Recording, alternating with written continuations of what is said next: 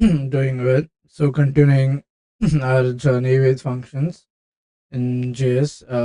Today we would be learning more about them, and we would try to understand what uh, closure is and why it is so important, and um, um, why what are the advantages of using a closure. Now, a closure, like most programming languages, JavaScript uses lexical scoping. So basically, what we said is if a variable is defined inside the function, then we can only access that variable within that scope. We cannot access it from outside. In order to implement lexical scoping, the internal state of a JavaScript function object must not only include the code of the function but also reference to the code. So now what he's saying, there is a problem here. Uh, the functions are executed using the variable scope that was in. So if you have a function written, that variable will be, and if we have declared that variable inside that, then only inside that will be able to use it because that is the scope where it was defined, or in other words, it is called as the lexical scope. Now, in order, if you want it to, we want it to access, then the function object must not only include the code but also contain a reference to the execution environment where it was declared. This combination of an object and scope, a set of variable bindings in which the function's variables are resolved, is called as a closure in computer science literature. So the word closure is basically um, closing is use something called as closure means to close. Now what are we closing here? We are closing uh, the function within so what we are doing is when a function is declared, what you are trying to close is the local scope where the function has been declared. The closures become interesting when they are invoked from a different scope when they are defined in. This happens most when we have a nested object. When a nested object is returned from the function where it was defined, this is a number of powerful techniques. There are a number of powerful techniques that involve this kind of nested function closures, and their use has become relatively common in JS. Now, closures may seem confusing at first start. So let's see. Let's have a function. Okay.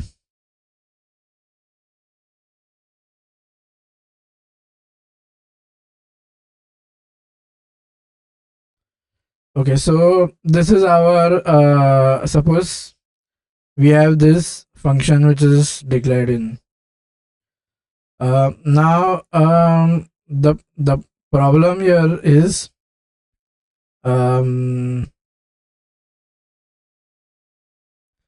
this variable, or you can say this variable. Okay, let's change that. Yeah, this variable is a local variable, meaning if you try to access it outside of this block, we will get an error. We can't do that. So okay, now this is another function. This is another function, right? This is another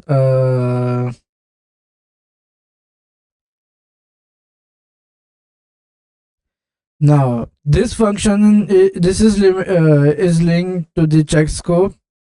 So if you say logically we shouldn't be able to access it here, but then what functions do is, since they are a close, they will enclose everything in its local scope.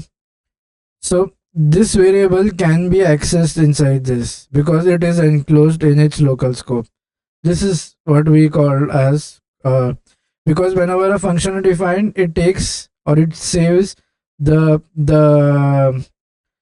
scope.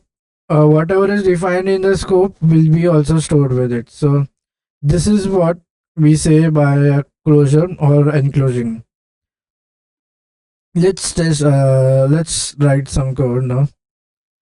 So see, if I have a function here and I say,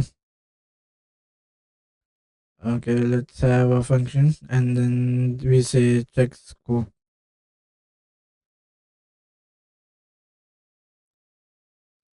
And then inside this, we kind of have a variable. So we do let a equal to 10. Oh no, let we say scope equal to. Now the problem here is this let is going to attach to the block. So if you try to access it outside of the block, you will get an error. That is not the problem. That is how let variables behave, right? If I do here scope, then I should get something called as reference error. Okay, I got an reference error. That means this is how let is behaving. Now let us have another function inside. So I say function inner. Now is when something beautiful is going to happen. So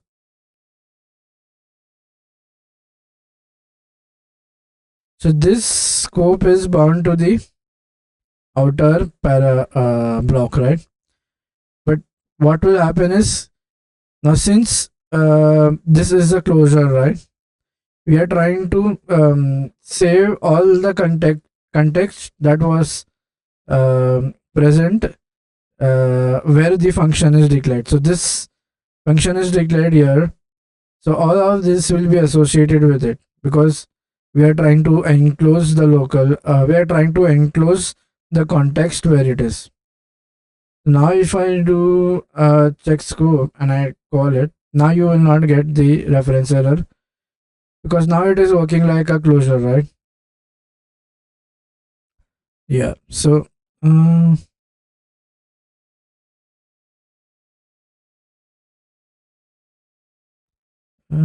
what happened?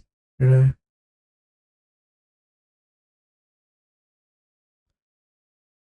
Guys,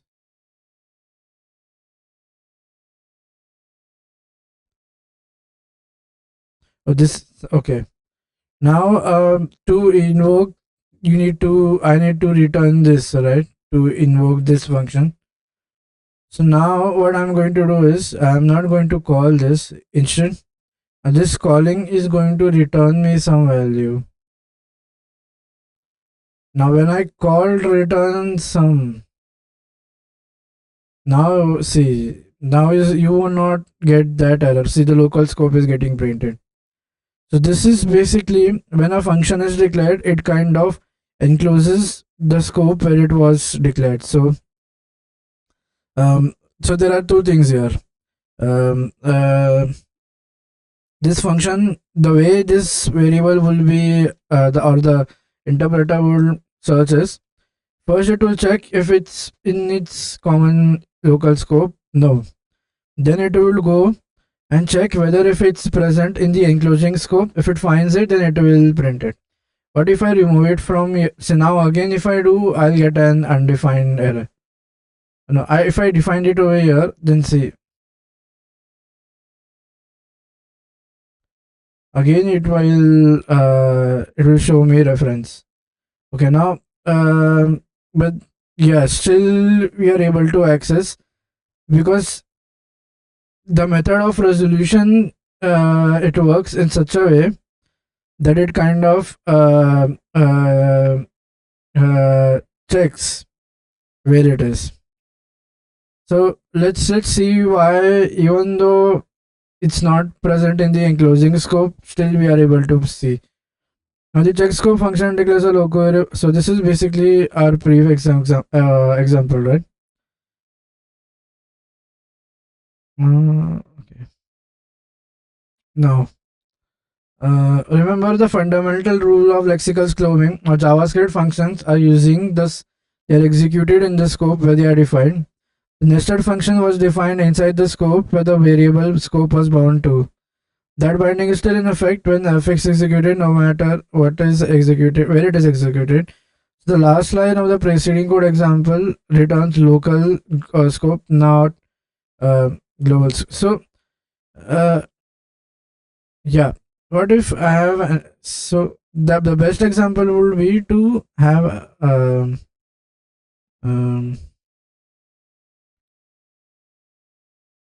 now you think we should get this right, but no, it will print because the method of resolution works in such a way that it checks its local. If it's not found here, it goes to the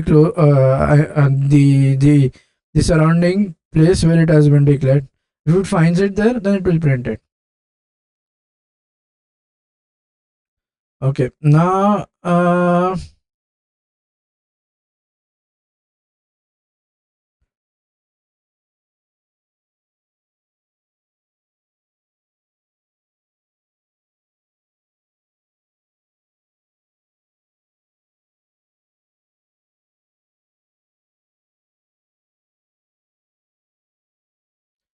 now in okay, now in 8 point okay, so now this we are going to define a unique this is an immediately invoked function, right? So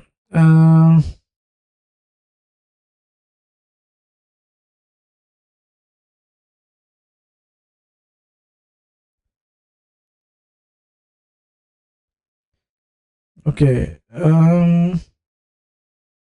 now if we try to access it, so basically the major advantage is if you try to access scope from outside, remember it will print what was declared um, in the global space or in the window. Now if I do scope here, this is going to print me this. See, remember this has come out. It's printing this. This call is being made late, right? So if I want to show you,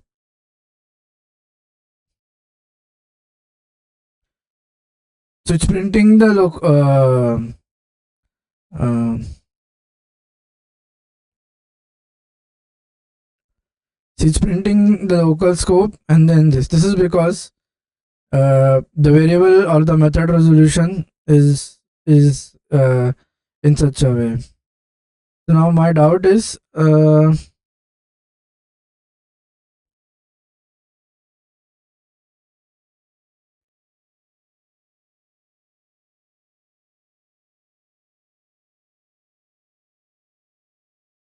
what if it is not even found in the local scope in okay, so now this is something very important for us to understand. So what it will do, it will search here. If it does not find, it will check uh, in the scope surrounding it. Even if it does not find where, it will then move to the global scope. So uh,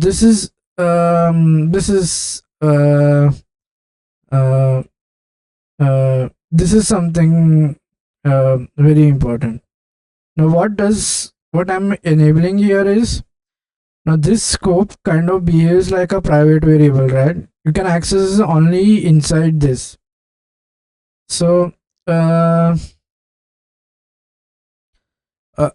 even though we are not using any keyword like private, we are still making it private to the execution context or to the state where it has been executed. So it kind of, instead of making it available to everyone, it's limited to the function itself.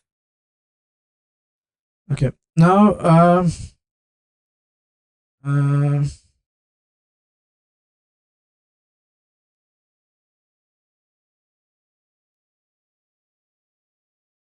now the bigger understanding that we need to study is why do this um, uh, why do Why does why do we see closures in JavaScript, right? Why? So in a language called as C, you cannot do closure, right? The reason behind this is, first of all, functions are objects, right? And all of them, this will be like a prototypical inheritance. So the method of resolution is to check in the local scope, not found there, go into to the surrounding scope where it is declared. If it is not found there, then it goes to the global till the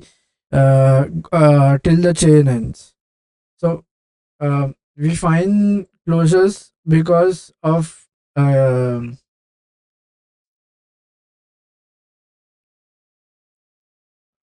because of the prototype, because of functions being first class citizens, and because of chaining, prototypical chaining.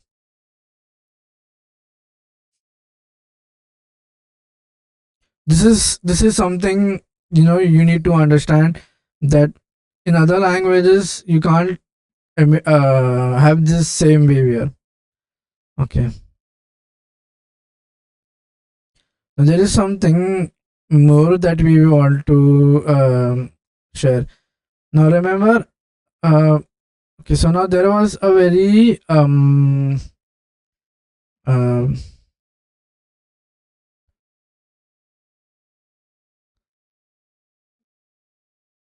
so arrow function, so we have something called as arrow functions as well, right? Now the now there is an issue with arrow functions, and now there is a slight difference between how normal functions work and how arrow functions work.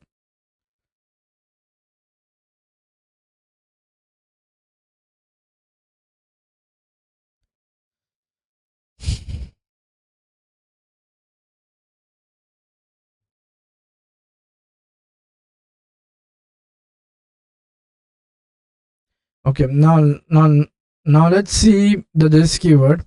Now this is a JavaScript keyword, not a variable. Now arrow functions inherit this value from the scope where they have been defined, but functions do not.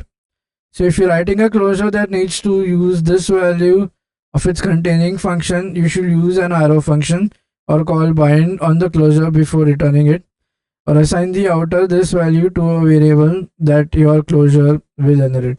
Now this is something very important that we need to study. Uh,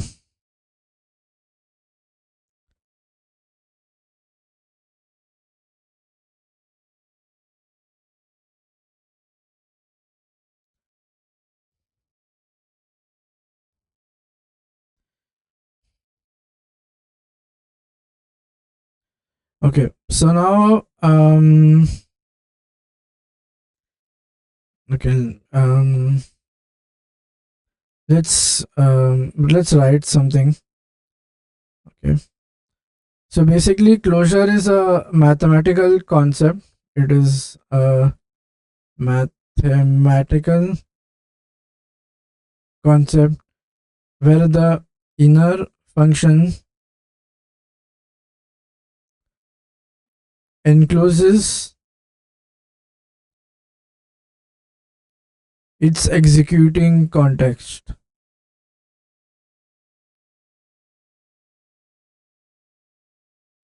Now, why? So the next question is, why do we have um,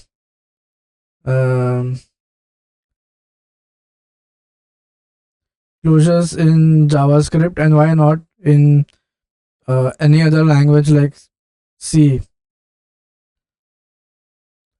Okay.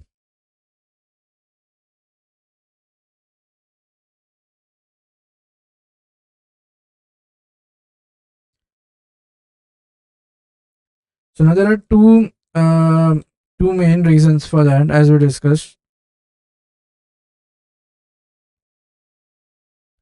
So reason one would be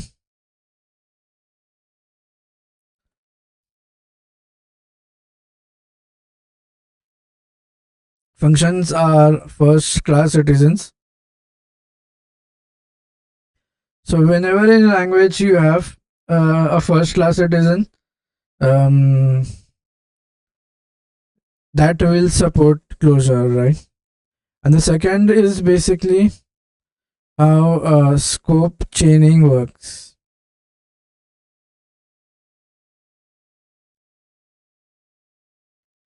Okay, now we come to a point where we say this. Okay, so previously we learned about two ways to define, right? Um,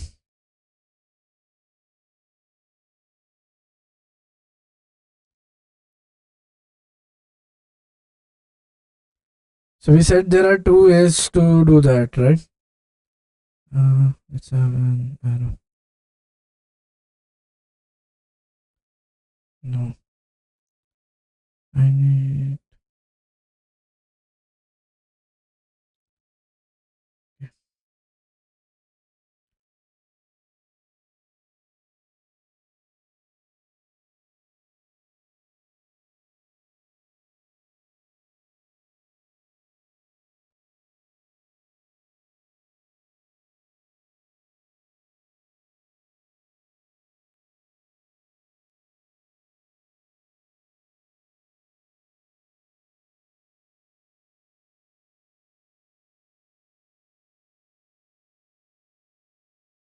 So first is basically you can um, define a function using the function keyword, right? This is the first, and in second word is uh, using this keyword. Okay, now understanding what this refers to. So uh, now this has different behavior, right? Depending upon uh,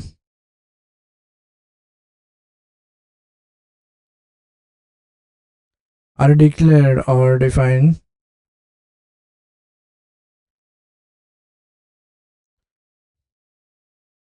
So this has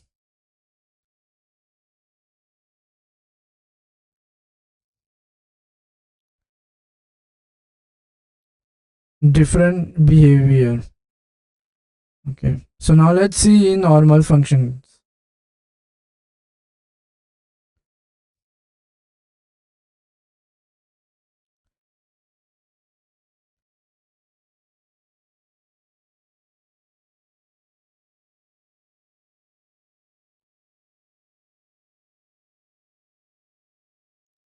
So now in normal functions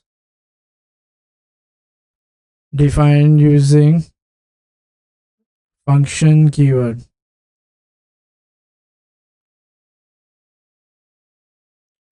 Okay, so now if it's a regular function, the behavior of this depends upon the scope where we have defined it. Oh no, the scope how we are calling the function. So let's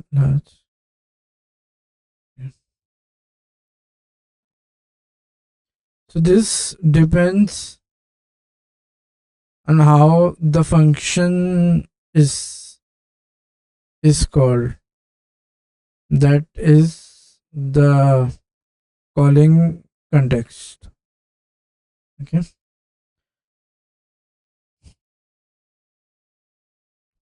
Now if an arrow function, now let's see.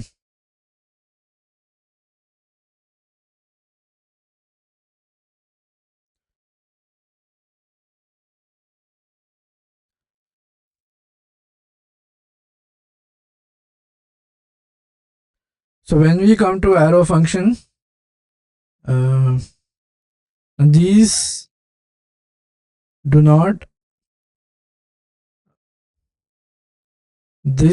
have this reference of its own. Instead, it uses this reference from the scope where it is defined.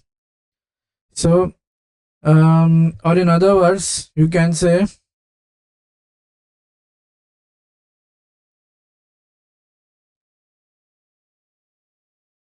there is no this binding in arrow functions. Perfect. Now we come to something called as functions, properties, methods, and constructor. The functions are values in JS. The type of represents the strings when applied to a function. But functions are really a specialized kind of JS object. Since functions are objects, we can have properties and methods just like other objects. There is even a function constructor to create new function objects.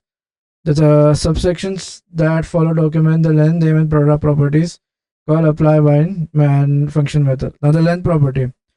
Now the read-only length property of a function specifies the arity of the function or the number of parameters. For example, if you apply, since functions are first class, right, you can apply properties for them. So if you apply the length, then it will give you the number of what do you say, function number of parameters being passed.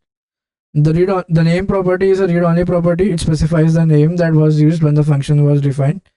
Again, it kind of gives the name. Now the prototype property. Now this property, all functions except the arrow functions have a prototype property that is referring to an object known as prototype object.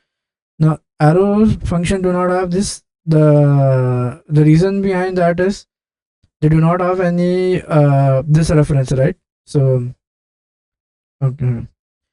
Now the call and apply methods. Now the call and apply will allow you to indirectly invoke a function if it were a method of some other object. The first argument to both call and apply is the object on which the function is to be invoked. Okay, so is there any way to convert the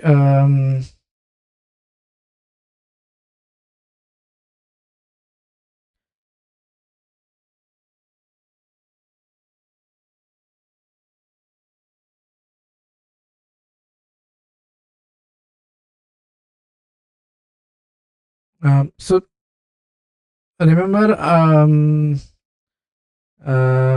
still we are stuck in a loop where we cannot this function does not have any sorry, the arrow function does not have any this binding.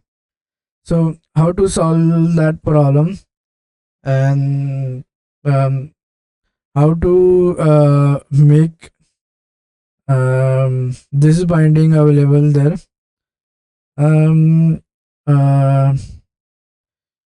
We'll see that in the next lecture. So in this lecture we only studied about closures and why do we have closures in JavaScript, unlike other languages that do not have uh, the closure feature. So that's all for this lecture. See you in the next one with call, apply, and bind methods. Thank you. Bye bye.